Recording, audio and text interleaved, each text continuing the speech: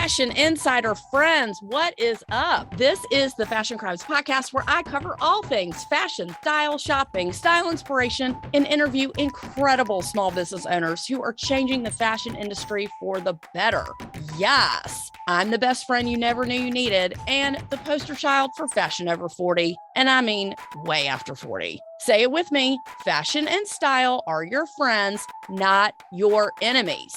I'm Holly Cates, your favorite personal stylist, and let's keep it real, the only Holly you need to know. Turn it up, because I got a lot to say, and I am super stoked you're here.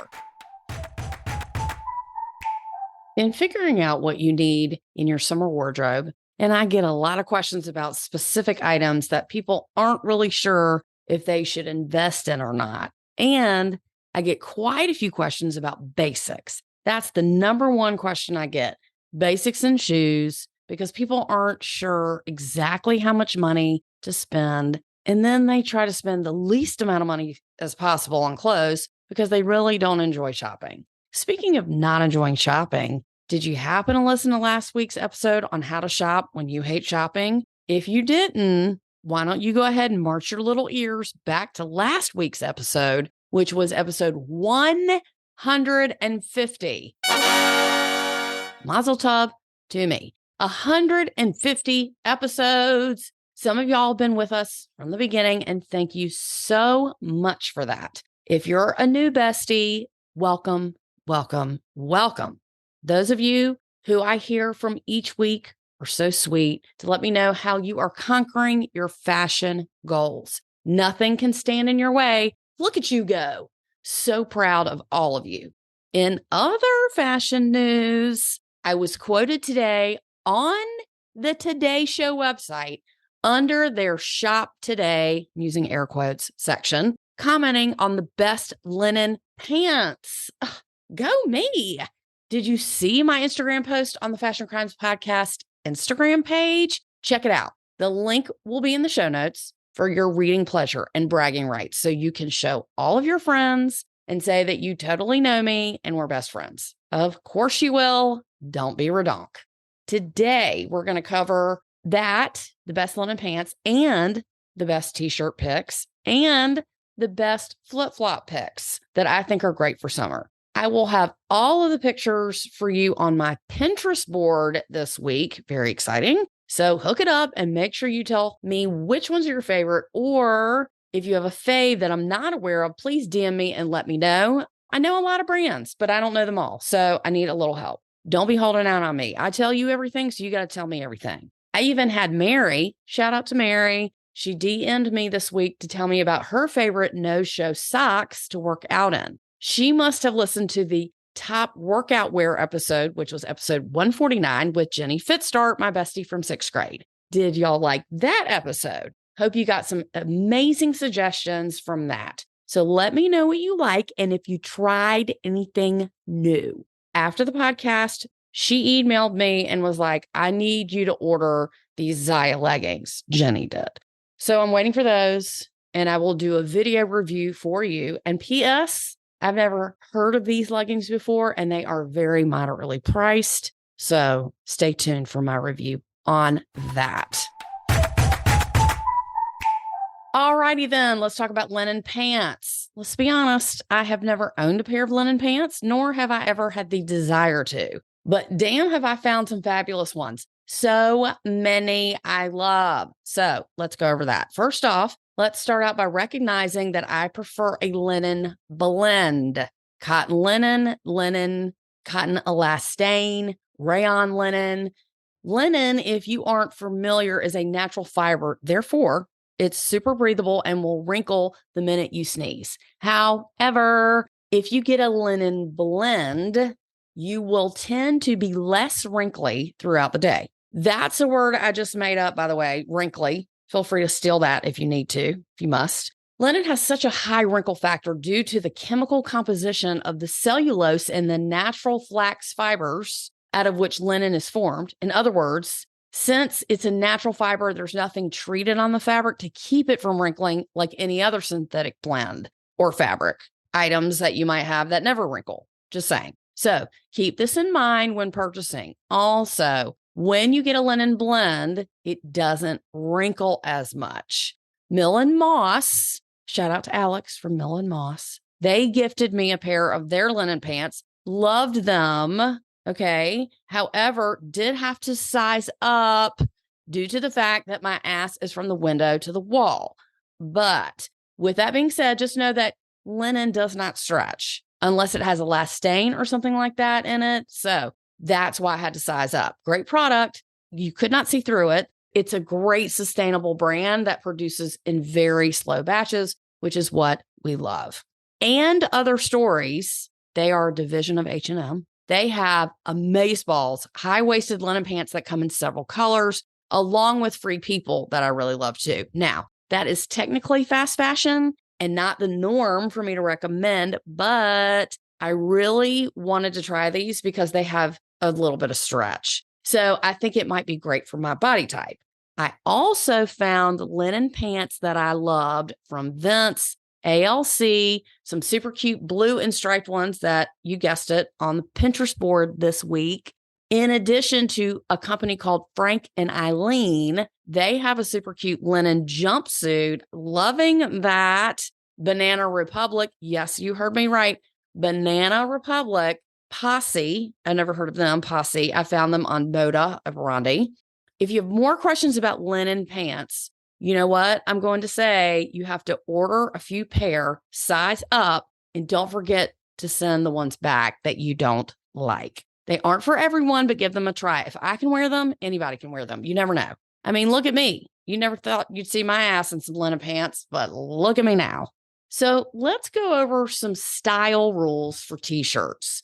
I want to talk about this because this is something that people, I think, don't realize. You really get what you pay for. So what is the difference between a t-shirt you get at a big box store and a t-shirt that's like $80? Now, I'm the first to tell you that an $80 t-shirt is a lot for a t-shirt. I'm aware. However, if you are a t-shirt person, if this is something that you wear a lot all year round and you know how to style it so it doesn't look like a t-shirt, then you are the one who should spend more. If you never wear t-shirts like me, I usually don't, I don't need to spend that much. I can spend $40, $55 or less on a t-shirt and it's fine. Here are the categories of t-shirts, and just note, this is regardless of sleeve length. Try to figure out which categories you have too much of and where you could stand to get some new ones. Solid colors, vintage tees, and graphic tees, which could be bands or states or cities like geography t-shirts, and / or college or sports teams. So I know there are more categories, but those are the three that I want to discuss. Okay. Let's just say this. Wearing a college or a sports team t-shirt out to be seen in, meeting friends for drinks, out to dinner, etc., is a fashion crime unless you are going to said sporting event. Okay. Team and college swag belong at sporting events only. This also goes for your kids' teams, dance academies, academic or school logos. That's a big one. Clubs, any kind of club, race t-shirts, television shows, or company logos. This is a huge one. Any of that free shit that you might get or swag when you go to an event. Now, if your shirt is in theme with the event you are participating in, that is the only time when this type of t-shirt is acceptable. Or if no one is going to see you and you want to wear it around the house, when I clean out closets, this is one of the first things that I make you pitch. Wearing a shirt with someone else's branding on it, not chic. If it's your branding, if it's your company, fine. If it's someone else's company, it's not chic. I really don't wear any logos. And if I do, it's very rare. I'm not trying to advertise for free on my back. Okay. Again, there are many exceptions to this rule, but just a few. Okay. When you run a race, this is their example. All you people who run races out there, you get a t-shirt. That's great. When you run 100 races, you have 100 t-shirts. So keep your top 5, even your top 10, pitch the rest, donate them. The same goes with sorority and fraternity clothing or anything else in the world that you belong to and you participate in. If you get together with your sorority people and your fraternity people and you want to wear the swag, great. That's the only time when it's appropriate, not any other time. It's just not a good look and it's basic. Now, I know this might be confusing, but this brings up our next category, which is vintage t-shirts. If any of these t-shirts I named above are vintage, then you perhaps, I didn't say always, you perhaps could get a pass. So let me explain. If you find a race t-shirt, say from the 1960s, that's cool and that's kitschy. If you go to a vintage or secondhand store, if you've never been in one, you'll get an idea of what's cool by seeing what t-shirts are the most expensive, desirable, and what's on trend. If vintage is your jam, then items must be in pristine or very close to it condition. Make sure there are no smells, rips, tears, or stains. Vintage and secondhand shopping is great for collectors and people on a budget. For more on how to shop vintage and secondhand, please go to episode 41 for Thrifting 101. If you would like some style tips for zhuzhing up a t-shirt, let's try accessorizing. Layered jewelry, accessories, which can be something as simple as a bag or sunglasses, can really spruce up a t-shirt. I love a larger statement necklace or even a detachable collar. Those are usually vintage, but obviously you can wear them with anything. And I love that look. That's super cute too. I have a couple. Just know that a t-shirt can go under anything, a sweater, jacket, blazer, a dress, anything sleeveless, even a jumpsuit. When you create an outfit, you need a blank canvas to start. Then you build around that. And a t-shirt is a great way to build an outfit. Now, I'm certainly not saying to buy the same t-shirt in 12 colors, but you should have an assortment of t-shirts and camis, for that matter, that can go under things. Just for me, I love a tank more than I love a t-shirt. So I have tanks of all different types that I can wear alone or zhuzh it up with some accessories. So for starters, no one, and I mean no one in our age group, should be wearing cheap t-shirts. If this is something that you wear in your wardrobe often, I would not pay less than $45, $50 for a t-shirt. If you wear t-shirts a lot, put your hand behind it, make sure that you can't see through the fabric, and make sure the seams are finished, no unfinished hems or seams. My favorite way to style a t-shirt or tank is really with a maxi skirt, a leather jacket, and lots of jewelry. Some brands that I thought were great to try for t-shirts: J. Crew, Groceries, Harvest and Mill, Neo Coco, and Katla, which is an Icelandic brand. I know you know there are hundreds of places for you to buy a t-shirt, but these brands that I have suggested, with the exception, of course, J. Crew, these are all sustainable, eco-conscious small brands that are changing the fashion industry for the better. Yes. Just a thought, if that's something that interests you. In the vintage category for t-shirts, eBay, you'd be surprised. eBay, Poshmark, in any vintage store in your area. But if you live in any major city, that's where you're going to find the biggest selection of vintage t-shirts, especially if you live in New York, LA, Chicago, etc. You can also check Generation Cool, which is an awesome store out of Tucson, and a website called oldschooltees.com. This goes without saying, any Goodwill store, any Goodwill in the US will have vintage tees, and you never know what you can find there. There's always things given to Goodwill that are very unusual and sometimes worth the money if you hit them up often enough. So if you're like our lady about town, Noli, he goes up to all the vintage and secondhand places in New York. He's like, when y'all get your shipment in, what y'all got? He's like, oh, they put shit aside for me. You show your face, enough in there, they'll hold the good stuff for you. Okay. You didn't hear it from me. Flip-flops are something that I have grown up with. I have worn since birth, loved, and actually have really evolved in the shoe world. What once was a $2 piece of rubber that you put on your feet has now turned into items that luxury brands can sell for hundreds of dollars. Now, I have two kinds of flip-flops. The ones that are rubber and cheap that I throw into my car when I need to get a pedicure, and nice leather ones that I wear in the summer. Brands like Gucci, Hermes, Jimmy Choo, Sophia Webster, Valentino, and Christian Louboutin, they all have flip-flops that, of course, are leather and hard sole. These are dressier and worn with real outfits. They're not really for the pool, even though you technically can wear them to the pool. Depending on what you want to spend on a nice pair of flip-flops, that can range. I'm talking about designer flip-flops only. That ranges from $80 up to $500, sometimes $600, or even more if you want to get like Brunello Cucinelli. In the more economical category, Tequis, I don't even know if I'm saying that right, Teaks or Tequis, Kate Spade, Reef, Havaianas, of course, and the OG Rainbows. Now, I would like to explain, with your permission, the do's and don'ts of flip-flops. Please do not, under any circumstances, for any reason, in any time or place on this planet, at this time, in this point of your life, wear flip-flops with arch support. Please hold all of your comments to the end. Please hold. What I really mean is old lady flip-flops.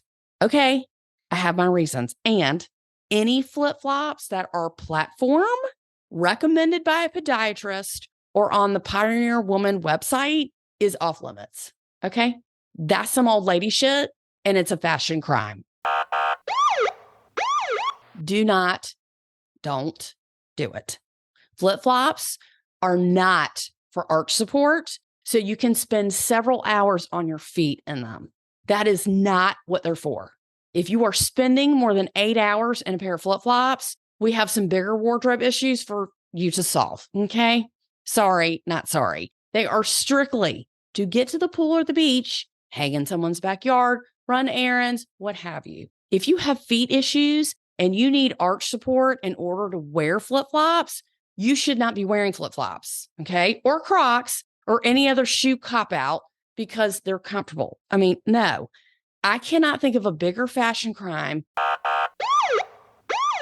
other than Crocs than fucking orthopedic flip-flops.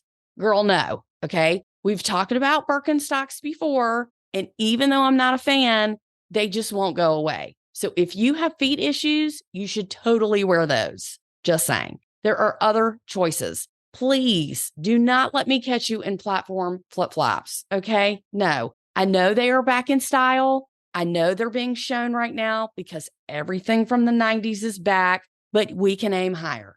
Yes, we can. We're going to aim higher. I want to give a shout out to Kathy this week. Okay, Kathy always hits me up with her fashion questions, and I love it. Please keep it up. Helena from Sweden, thank you so much for writing in. What a lovely surprise to hear from you. Please keep in touch with me. And Linda, thank you so much for writing in. And for those of you who have not written to me, excuse me, what are you waiting for? Okay. Holly at fashioncrimespodcast.com or DM me on Instagram under Holly Katz Styling or Fashion Crimes Podcast. Also, I need to give you some Pinterest instructions. Okay. So for those of you who are not familiar with Pinterest or who need a little help, you go to Pinterest.com, please create an account. Okay. And then go to Holly Katz Styling. That is where all the Pinterest boards are. Everything is there. And the link is also in the show notes every single week. So I've had people ask me, ask Amy, our marketing queen, how to get to the Pinterest board. We can't find it. Where is it? What do we do? Pinterest.com, create an account, go under Holly Katz Styling. The reason why it's under that is because when I style clients virtually, shameless plug, that's what I use. So that's why it's under that account. Okay. In other news, I have been nominated for the People's Choice Podcast Awards, honoring podcasts first since 2005. And I would love for you to vote for me. So if you could, this is a 3-step process, but I'm going to put the directions in the show notes. Go to podcastawards.com. You create an account. Please verify your account. Then you can vote for me for the People's Choice Award and for the arts category. Now, I know this is a big ask, but they do make this possible. They do this 3-step process to make sure the voting is authentic and people don't rig the system. So it's not like bots and you can vote like thousands of times a day. You can only vote once. I think you can only vote once. Okay. The link is in the show notes. And thank you so much for voting for me for the People's Choice Podcast Award and in the arts category. So that's 2 different awards. If I don't win, it was an honor just to nominate myself. All righty then. So anywho, thank you so much for listening. Please keep in touch with me and let me know how I'm doing, what you want to hear, and how I can help you. God, we are 151 episodes in. That is very exciting to me. I really hope that you share this with somebody you love who needs fashion help. I would love for you to write me a review on Apple Podcasts because that pushes me up. So I've asked a lot of you this week, and I've realized that.